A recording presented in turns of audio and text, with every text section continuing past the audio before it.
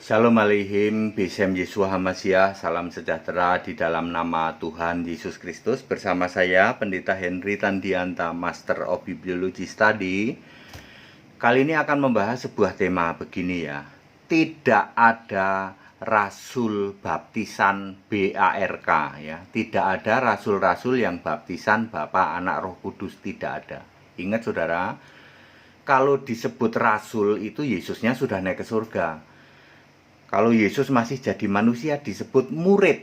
Jadi 12 murid itu Yesus masih jadi manusia. Ketika Yesus sudah naik ke surga disebut 12 rasul.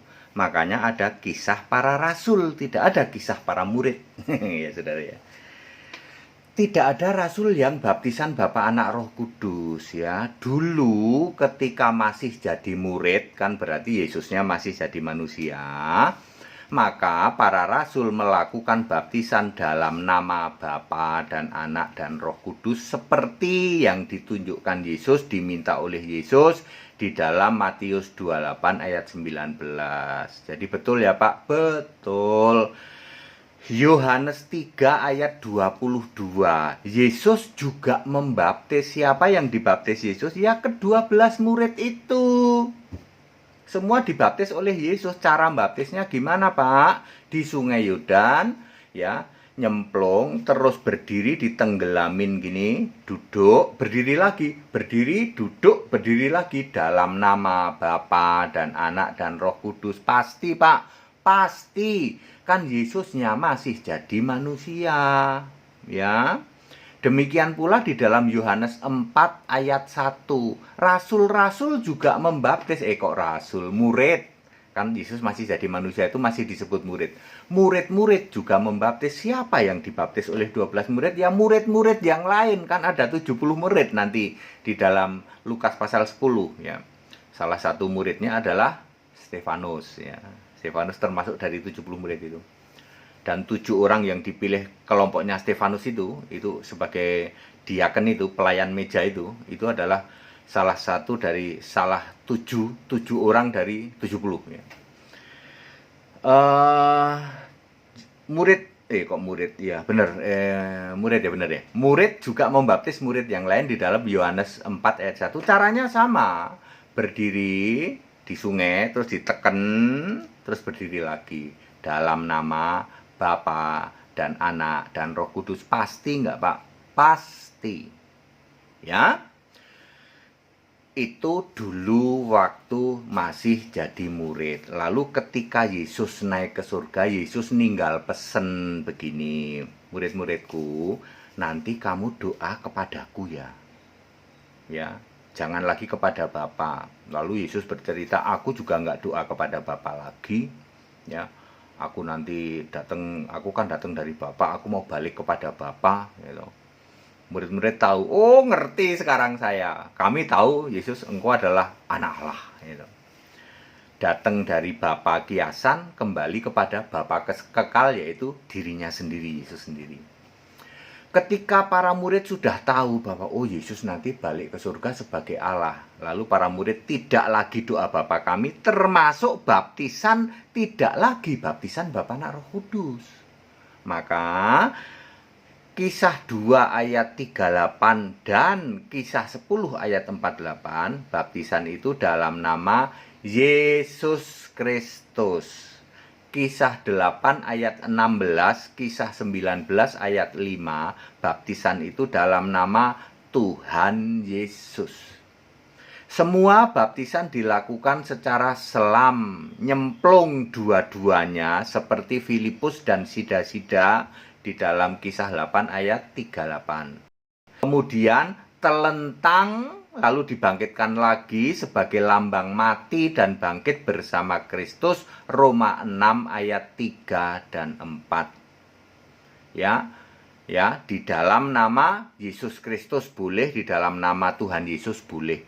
Tetapi tidak pernah ada rasul-rasul yang membaptis dalam nama Bapa, Anak, Roh Kudus, yaitu Yesus Kristus.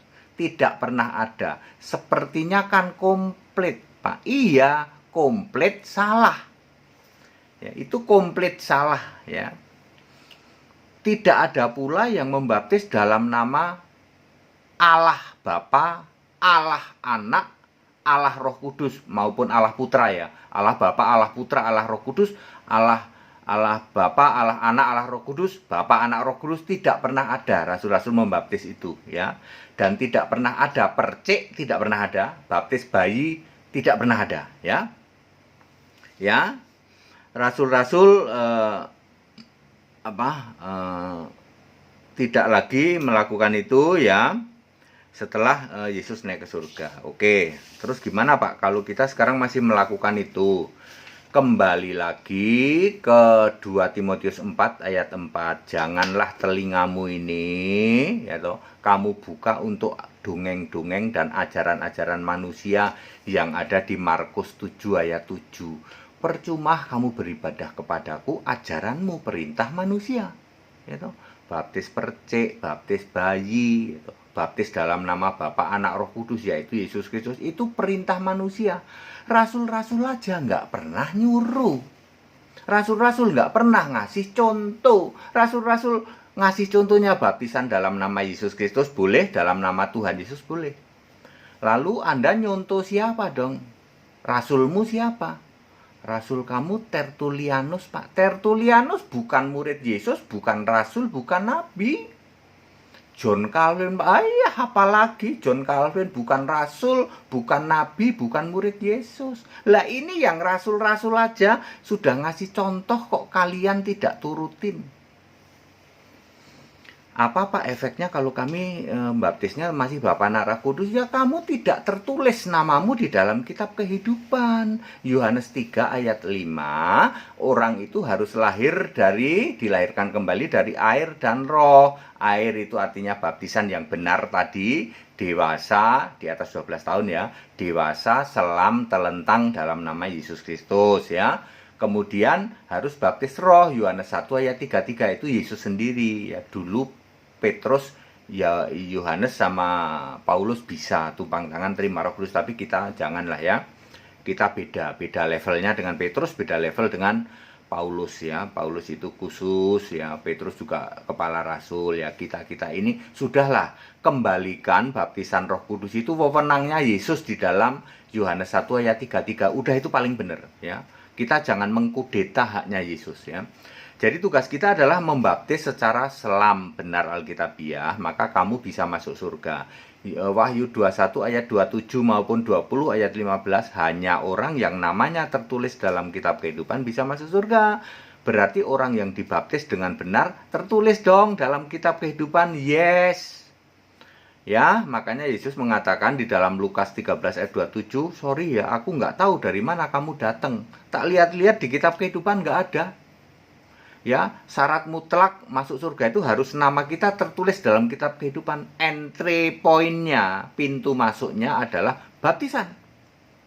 Ya, Pak, itu yang di kanan Yesus nggak dibaptis, yang disalib itu kok masuk Firdaus, masuk surga? Ya emang kalian mau kayak gitu?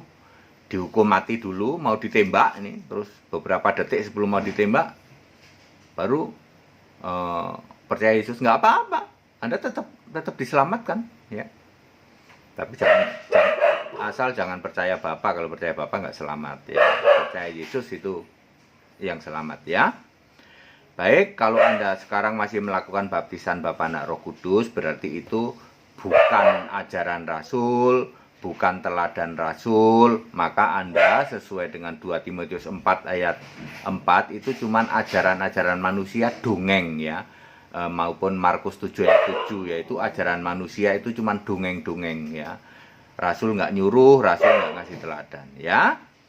Padat, singkat, dan clear Bapak Ibu ya. Jadi tidak pernah ada rasul-rasul baptisan Bapa, Anak, Roh Kudus, tidak pernah ada ya. Rasul-rasul membaptis dalam nama Yesus Kristus. Segala hormat kemuliaan untuk Yesus Allah yang benar, Allah segala masa, sebelum segala abad, sekarang sampai selama-lamanya. Ikut sekolah Alkitab supaya mengerti di atas rata-rata kebenaran Alkitabiah. Tetap bersama saya Pendeta Henry Tandianta MPS. Haleluya. Amin.